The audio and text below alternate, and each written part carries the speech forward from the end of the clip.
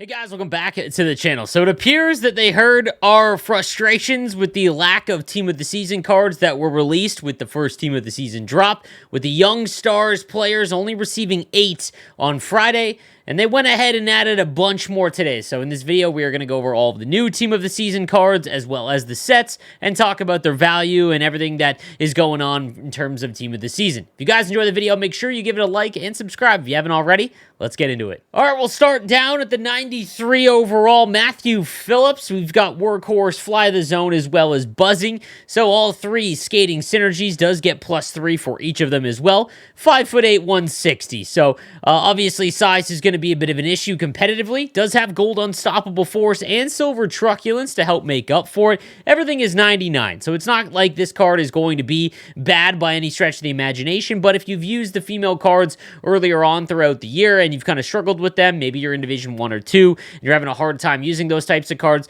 it's going to be awfully difficult with Matthew Phillips as well because he is a little bit smaller. However, if you are able to use Unstoppable Force, it should help out a little bit, but that is awfully tough to have to invest 8 ability points no matter what to make a card viable. So this one would be kind of one I would avoid if you were given the selection for it. Next up, we've got the 93 Jake Ottinger from the Dallas Stars. Again, another 3 skating synergy option, which is fantastic. Does have gold post to post. In my opinion, I don't think post to post isn't as necessary as it was last year, and it does cost 10 ability points. Light work, however, I think is the more important one. Does have no timer, but again, I think the one-timers, again, we don't see a lot of one-timers from like outside the dots. It's really just ones that are inside the crease, really, those forced one-timers. However, he is 6'5", 220 with 95 speed. So if you are looking for a goaltender for the rest of the year, Jake Ottinger's card should be very, very good.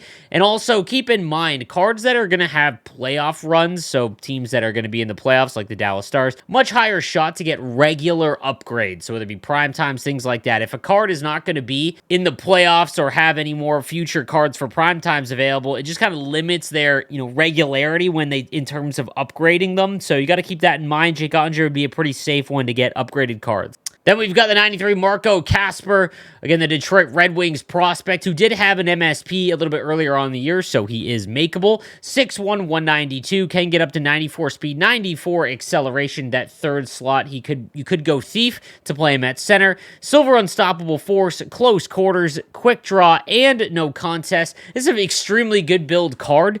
And again, if you were looking at any of the 93s, this Marco Kasper is probably one of the higher up tier ones that you want to go out and get. Again, if you have an option between some of the other 93s, he would be a really good option. Wyatt Johnston up next from the Dallas Stars as well. Fantastic rookie year for the former Windsor Spitfire. Again, a lot of these cards, it looks like they're giving them 3 skating synergies to try and make them a little bit more viable.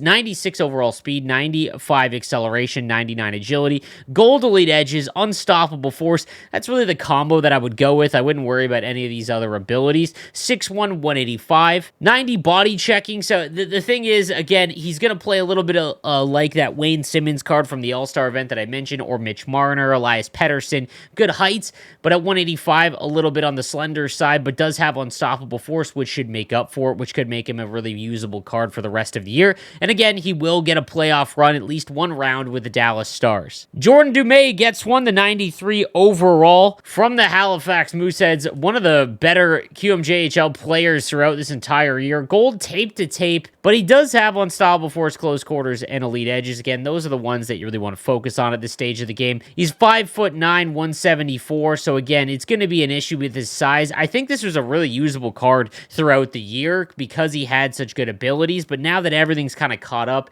he obviously loses that advantage a little bit. I will say that some of his primetime cards, and I believe Team of the Week cards, have actually been pretty good. I know I've got a lot of feedback from the community that said that some of his cards are actually low-key kind of nice, but again, I think that if we're looking for 93 overall Team of the Season cards, the ones you want to go for are definitely Wyatt Johnston. Even Ottinger would probably be a much better option. Sarah Fillier also gets a 93 overall, 5'5", 130, and again, size being the same issue, does have gold unstoppable force, but really the rest of the abilities are pretty rough. In terms of female cards, this is one of the weaker ones when you combined all of the abilities, just not really ones you want to go after. Gold unstoppable force is great, but even the shot power is a little bit lower, and there's no guarantee when she's going to receive upgrades, which makes it a little bit tougher. All right, on to the 94s, and we've got John Cena. No, I'm just kidding. Obviously, Owen Power doesn't have a headshot, and man, it's rough. EA is put in a bad position here because it is the team's discretion to send in the actual headshot image for the player. They can't just use whatever headshot, the one that's on the website. It's a rights issue to the photography, so it is unfortunate. Usually, you see it with a lot of prospects because maybe they're not there at the beginning of training camp when they get sent in, but obviously, they're not shying away from the actual cards because some of the U.S. cards players are some of the best players in the world right out of the U.S. Development team. So Owen Power, obviously one of the more popular cards and players this year. Gold tape to tape, bouncer, no contest, shutdown, heat seeker, and elite edges. In my opinion, all you've got to have is shutdown on him, and he's 6'6", 218. You really don't need to have anything on him because his size is so good. This is going to be one of the most dominant cards for the next 10 years because he looks like he is the real deal. Only 92 speed right now, so we'll see. He's going to need some upgrades, but at 99, he's going to be fantastic. 6'6", 218.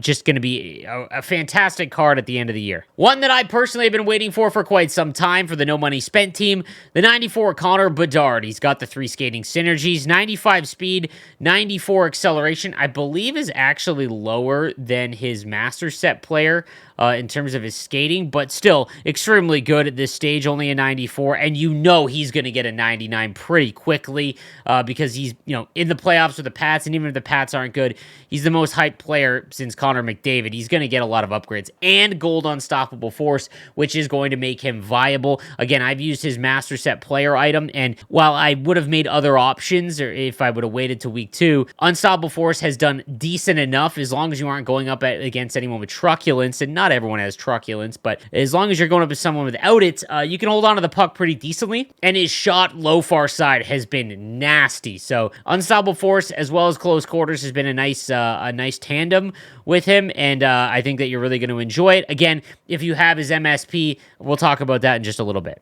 Then our first 99 of today's release, the 6'3", 202 Rasmus Dahlin. He's 99 everything, so you can't complain. And they gave him silver truculence, which means this is an end game card. No matter what they release for the rest of the year, 6'3", 202 with silver truculence is more than viable. Like, unless they release some other 6'6" guys, and even still, it's not really going to be that much of a difference. So this Rasmus Dahlin card is going to be an end game card for the rest of the year. If you're able to acquire him, you're done. You're set. Congrats. Gold 1T, I still don't think it has really much value because one-timers just don't go in regularly in NHL 23. Stick them up on anyone above 6'3" has value because of the extended reach. And even Seeing Eye, I've talked about this all year round, but the tip shots going in does have some use as well. But Rasmus Dahlin, automatically one of the best cards in the game.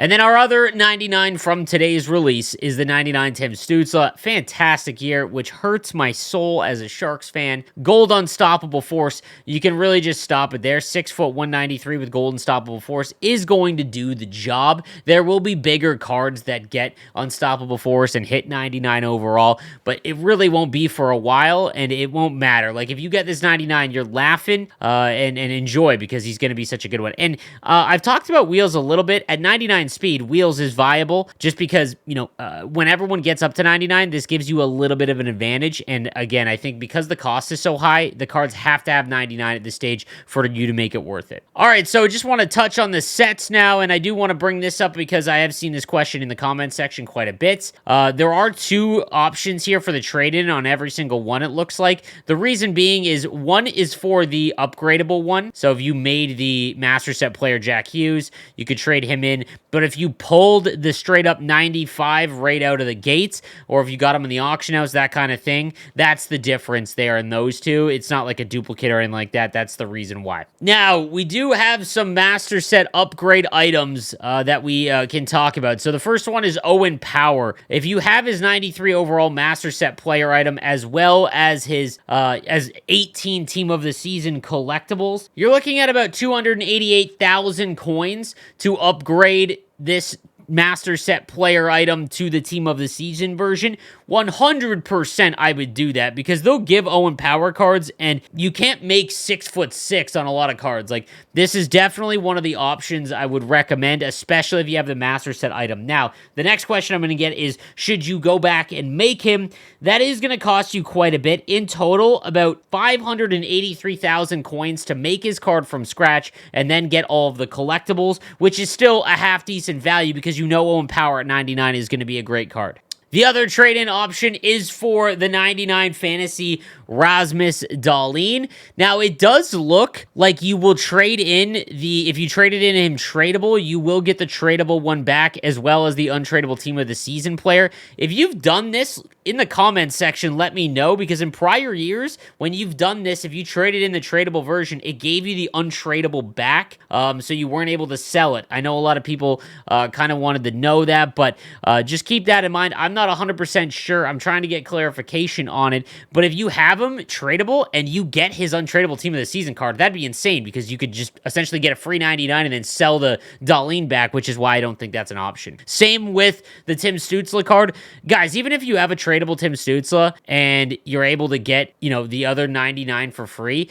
usually these have been fantastic values, just because you get another 99 overall that you can trade in and use in, you know, for other cards. And again, his team of the season card is really, really good. So again, keep that in mind. Connor Bedard is another option, much like Owen Power. Again, is going to cost you about 583,000 coins. If you have his master set player item, any of these, it is worth it to do the upgrade. And again, I'll explain why. If you were to just straight up make one of these, if you wanted to take your shot at one of the team of the season cards, it's going to cost you 560,000 coins to do one of the choice sets. And you only get a choice of 2. And now there's so many more cards. It went all the way up to 18, which means that you've got a really high shot of getting something you don't want. Again, I would not risk it, in my opinion. If you have any of these cards, I would go ahead and do the team of the season upgrade, especially for Bedard. You know, I don't think he's going to be super endgame like some of the best cards that you could get in the game. However, I think Gold Unstoppable Force makes him somewhat usable, at least now, and he's one of the most exciting players in the league. Fillier also gets one because she was one of the next-gen cards, again, same price. And then we've got Marco Kasper. If you have his Nations of Hockey card, you can spend 26 collectibles and get him up to his team of the season version. For reference, that's about 416,000 coins.